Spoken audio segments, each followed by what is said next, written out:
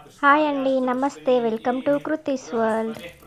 ఈ వీడియో వారాహి నవరాత్రులలో 11th and 12th డేస్లలో పూజను పోస్ట్ చేస్తున్నానండి.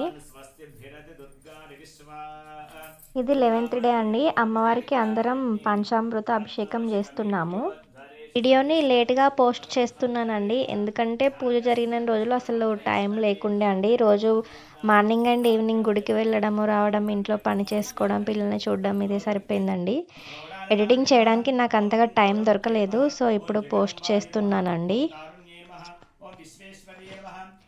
అమ్మవారి నవరాత్రులలో టైం అయితే ఈజీగా గడిచిపోయిందండి. అసలు అప్పుడే 9 days అయిపోయాయా అనిపిస్తుంది.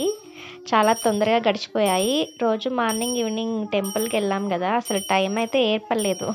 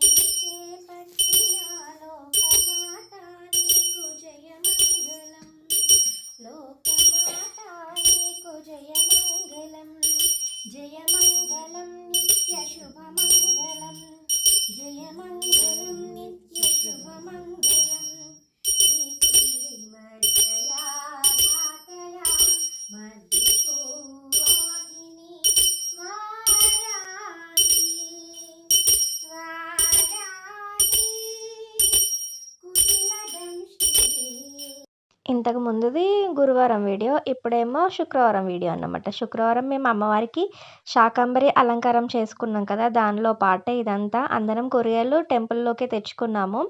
ఎవరికి తోచినవి వారు తీసుకొచ్చుకొని టెంపుల్లో ఇలా అందరం కలిసి కూర్చోమన్నమాట.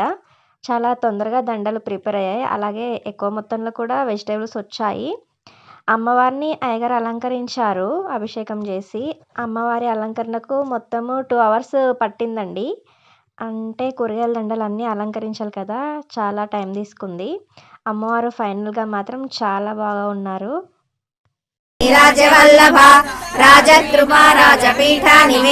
పంతులు గారు అలంకరించేలోపు మేము ఇక్కడ లలిత పారాయణం చేసుకున్నాం. సామ్రాజ్యదాయిని సత్యసంధా సాగర మేకల దీక్షితా దైత్య శమని సర్వలోకవశంకరి సర్వార్థదాత్రి సావిత్రి సచ్చిదానంద రూపిణి దేశకాల పరిచ్ఛిన్న సర్వగా సర్వమోహిని సరస్వతి శాశ్వమయి శాకంబరి అలంకారం రోజు భక్తులు చాలా మంది వచ్చారండి. అమ్మవారిని చూసారా ఎంత బాగున్నారో.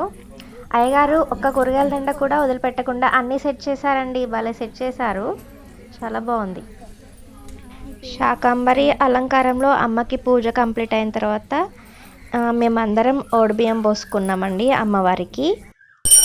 నెక్స్ట్ వీడియోలో వారాహి హోమం పెడతానండి, చూడండి. That's it for today friends. Thank you for watching. Please do subscribe our channel. Thank you.